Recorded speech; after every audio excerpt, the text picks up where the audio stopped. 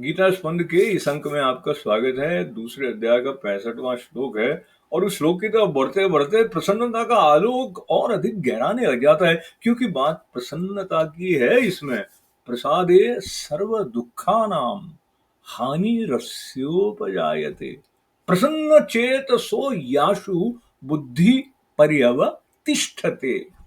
भगवान ने कहा कि अंतःकरण की जो प्रसन्नता है वो जब प्राप्त हो जाती है तो संपूर्ण दुखों का अभाव हो जाता है। किसके लिए? साधक के लिए। साधक कौन है? आप और मैं, अर्जुन तो है ही है।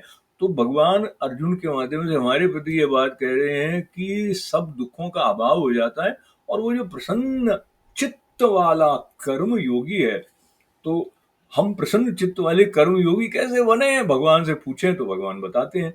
भगवान की सुने तो वो बात हमारे तक पहुंचती है। उसके लिए भाव की आवश्यकता है। कहते हैं ना, भगवान तो भाव के भूखे हैं। अब ये भाव नहीं होने से अगर हम कहीं मंदिर में भी जाते हैं, जो स्वरूप है उस इष्ट के प्रति, उस स्वरूप विशेष के प्रति, समझो श्री कृष्ण के मंदिर में हैं, श्री कृष्ण के स्वरूप के सम्मुख हैं, लेकिन भावना श्री कृष्ण की नहीं है, तो वो एक सजी धजी कोई भी पुतली जैसी हो सकती है ना। तो उस भाव से तादात्म्य होने के द्वारा हमारा जो अंतःकरण में प्रसन्नता का ज्वार आएगा, हमारा जो आत्म विकास होगा वो हो नहीं पाएगा।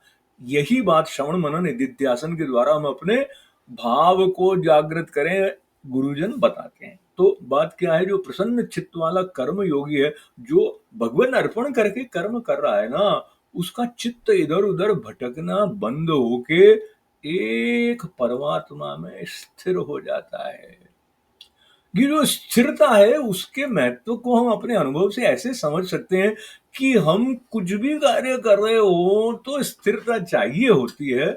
आप पढ़ रहे हैं, लिख रहे हैं, अगर सब कुछ हिलना डुलना होता रहेगा तो कार्य हो नहीं पाएगा। इसलिए धरती माता जो है वो स्थिरता प्रदान कर रही है, तो हम अपने जीवन के सारे क्रियाकलाप कर पा रहे हैं, सपने देख रहे हैं, सपनों को पूरा कर पा रहे हैं।